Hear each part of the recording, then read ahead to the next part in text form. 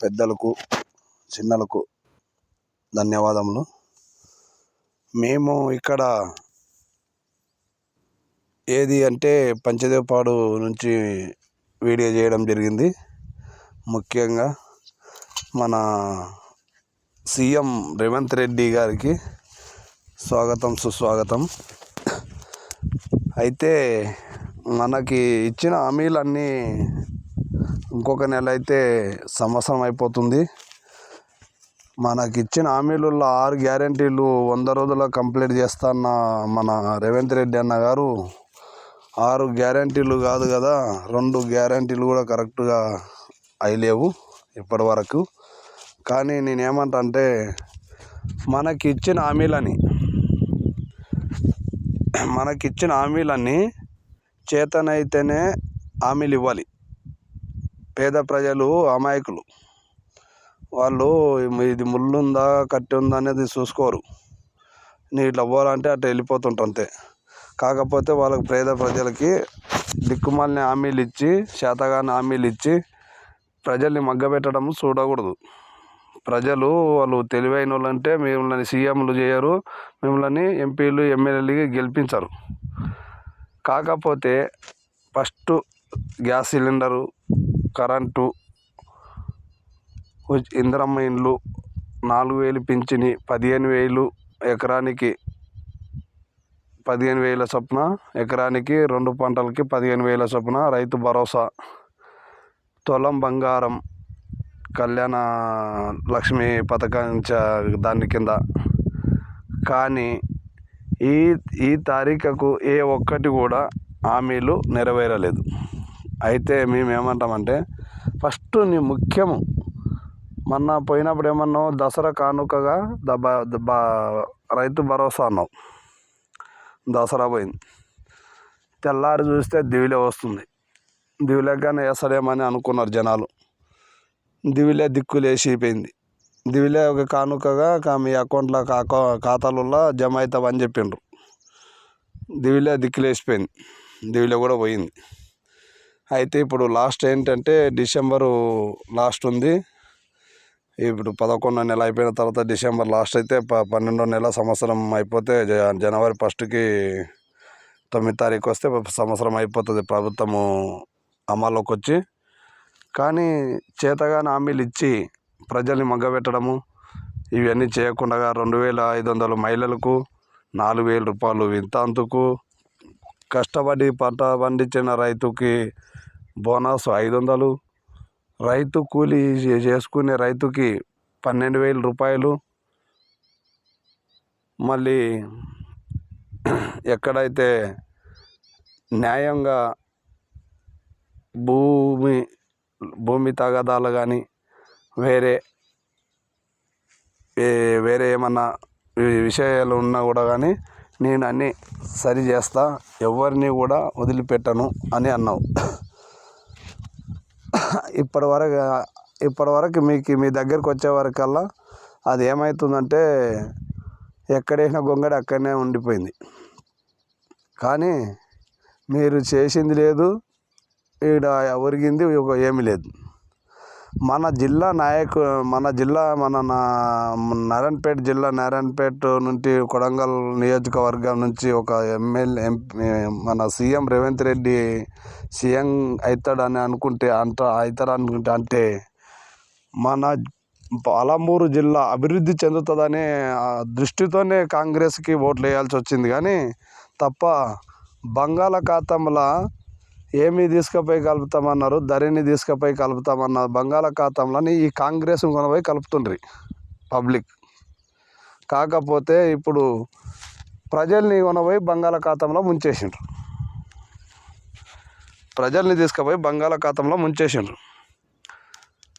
రైతు భరోసా లేదు, 2,500 లేదు, 4,000 పింఛను లేదు, గ్యాస్ సిలిండరు లేదు, 12,000 రూపాయలు లేదు, 15,000 ఎకరాకి అవి లేదు, ఏమీ లేవు. 6 గ్యారెంటీల ఏం చేయాలా మీరు? ఇంకెందుకు సీఎం? మీకు చేత కాకపోతే ఏం చేయాలంటే సాలరనైనా 1 సంవత్సరం 2 సంవత్సరాలు వెళ్ళినాము, నెత్తి మీద సెల్ వేసుకొని చక్కగా దిగి ఇంటికి వెళ్ళిపోవచ్చు. ప్రజలు మేము రైతులమండి, రైతులం. మా ఒడ్లు ఇప్పుడు ఇక్కడగా వరి మీకు కనబడుతుంటుంది. మీకు వరి మిషన్లు కోతలు లేక వాన వస్తే గాన ఇక్కడ ఉంది మా వర్షం ఇది. మా వర్షం ఇక్కడ ఉంది. వరి వస్తే ఈ వాన వస్తే ఒక్క గింజ కూడా చేతికి దొరకదు. మిషన్లు దొరకక 3,000 4,000 అంటుంటారు మిషన్ కోత ఒక గంటలకే. దాంట్లో కూడా దళారీలు గంటకు 200 300 కమిషన్లు, మళ్ళా మిషన్కి 200 3,000 రూపాయలకు ఒక గంట. ఏం చేయాలా? ఇంక ఇట్లా ఉంటే ఎట్లా ప్రజలు బ్రతుకుతారు? 3,000 క్వింటాలు వడ్లు ఎక్కడ కొంటున్నారు? 2,800 ఇది ఏది మన కాంగ్రెస్ ప్రభుత్వము.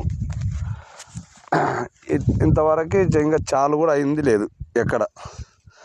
కానీ ఒకటి మాత్రం ఎంఆర్ఓలు కానీ, ఎండిఓలు కానీ, పంచాయతీ సెక్రటరీలు కానీ స్ట్రిక్ట్గా ఎప్పుడైతే పని చేస్తే గ్రామ పంచాయతీలలో కానీ ఏడైనా కానీ ఏ ఊరైనా కానీ మన దేశం మీద తెలంగాణ రాష్ట్రం యావత్ గారికి నేను చెప్తున్నా, యావత్ తెలంగాణ రాష్ట్రం కాడికి మన దేశం మీద ఎప్పుడైతే పంచాయత్ సెక్రటరీ, ఎండిఓ కానీ, ఎంఆర్ఓ కానీ, జిల్లా కలెక్టర్లు కానీ వాళ్ళందరూ స్ట్రిక్ట్గా పనిచేసి చేస్తేనే ప్రజలకి మేలవుతుంది.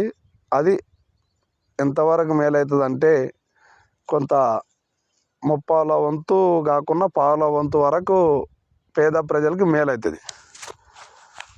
అవి కూడా రైతు 2 లక్షలు రుణమాఫీ అయినవి ఉన్నోనికి అయినాయి, లేనోనికి అయ్యలేవు. ఎందుకు? మీకు ఆధార్ కార్డు లింకు లేదు, మీది పేరు తప్పు ఉంది రేషన్ కార్డులో, ఇది తప్పు ఉంది అనడం. అగ్రికల్చర్ ఆఫీసర్కి పోయి చూస్తే నా భూమి నాకు 1 ఎకరా భూమి రావాల్సి వచ్చింది. ఈ పొద్దుడికి మా తాత కొడుకులు 4 వాళ్ళు, మేము మా అవ్వకి 2 కొడుకులు, మా నాయనకి మేము 3. ఎకరా భూమికి 50,000 రూపాయలు ఇవ్వాలి. ఈ పొద్దుడికి వాడు ఇప్పుడు ఏమంటాడు అంటే ఇస్తలేని అంటాడు. మళ్ళీ ఏం చేయాలి? కొట్లాడాలన్నా, చంపేసుకున్నాళ్ళ? అది న్యాయం చేయాలి. ఒక్క ఊరికైనా సరైన రహదారులు కూడా లేవు ఎందుకు మన పొలానికి వెళ్ళడానికి. దాన్ని ఏం చేయాలి? మళ్ళా రైతులు ఏం చేస్తారా, లేక అధికారులు ఏమైనా చేస్తారా? ఏమీ లేదు. అధికారులతోన పోయింది, రైతులతోన పోయింది, 2 పోయినాయి. కానీ దాన్ని మీ దృష్టికి తీసుకొని వచ్చి తర్వాత ఏమైనా చేసి మీరు ఎలానా చేసి మాకి న్యాయం చేయగలుగుతారని మేము మా రిక్వెస్ట్తోన మేము మా గుండెలకి హత్తుకొని మిమ్మల్ని గెలిపించినందుకు మేము మిమ్మల్ని కోరేది ఒకటే, మాకి రైతు భరోసా ఇమ్మీడియట్గా ఈ నెల లాస్ట్ వరకల్లా చెల్లింపు చేయాలి. వడ్లు ఇమ్మీడియట్గా 2 కాంటలు అయిపోక ఎక్కడెక్కడ కొనుగోలు చేసి పడేయాలి. వారం 10 రోజుల్లో వడ్లు ఉండరాదు, కానీ మొత్తం కంప్లీట్గా కొని పడేయాలి. 4,000 రూపాయలు పింఛని ఇవ్వాలి. 4,000 రూపాయలు పింఛన్ ఇవ్వాలా. సంవత్సరానికి 12,000 రూపాయలు ఇవ్వాలా. ఇంకొకటి ఏముందంటే మన నరేంద్ర మోడీ గారు మన రాష్ట్రానికి పిఎం కిసాన్ కింద కార్డు కింద 4 లక్షలు జీవ ఉపాధి హామీ పథకం అని, జ్యోతి ఉపాధి హామీ పథకమే మాది, అదొకటి అన్నీ ఒక 4-5 రకాల పథకాలు అమలు పెట్టారు. కానీ ఇక్కడ ఉన్న మన పెద్ద పెద్ద లీడర్లు, లోకల్ లీడర్లు కానీ, టౌన్స్ లీడర్లు కానీ, మన స్టేట్ లీడర్లు కానీ, రాష్ట్ర నాయకులు కానీ ఏ ఒక్క హామీలు కూడా ఏది ఎట్లా చేసుకోవాలా, ఎట్లా చేస్తే ఎట్లా లబ్ధి పొందుతారు, ఎట్లా లేదు అనేది ఒక్కరు కూడా ఎవరు ఏం చెప్పడం లేదు, చేయడం లేదు. ఎలక్షన్లు వచ్చినప్పుడు మాత్రమే మీరు ఇది చేయాలా, మీరు ఇది చేయాలా, మీరు ఇది చేయాలా అనేది తప్ప ఏమీ లేదు. కానీ ఇప్పుడు ఎంపీటీసీ సర్పంచ్ ఇప్పుడు మనకి 8 9 నెలలు అవుతుంది, 10 నెలలు అవుతుంది. మనకి ఎంపీటీసీ సర్పంచ్ లేక మనకి 8 నెలలు అయిపోయి 10 నెలలు అయిపోతుంది. అయితే ఇప్పుడు ఇంకెందుకు అవసరం మనకి? ఇంకొక 4 సంవత్సరాలకి వాళ్ళ కడుపులు నింపుకోవడానికే ఎంపీటీసీ, సర్పంచ్, జడ్పీటీసీలు, వాళ్ళ ఎమ్మెల్సీలు వాళ్ళ వల్ల అవసరమా మనకి? ఇదే ప్రభుత్వం ఇట్లే నడిపిస్తే అయిపోతుంది కదా. కావిలికారులు, రెండవది కావిలికారులు ఎక్కడ కూడా ఏం పనిచేయరు. వాళ్ళకి నెలకు 10,000 రూపాయలు ఒక దండుగా జీతాలు, వాళ్ళకి దండ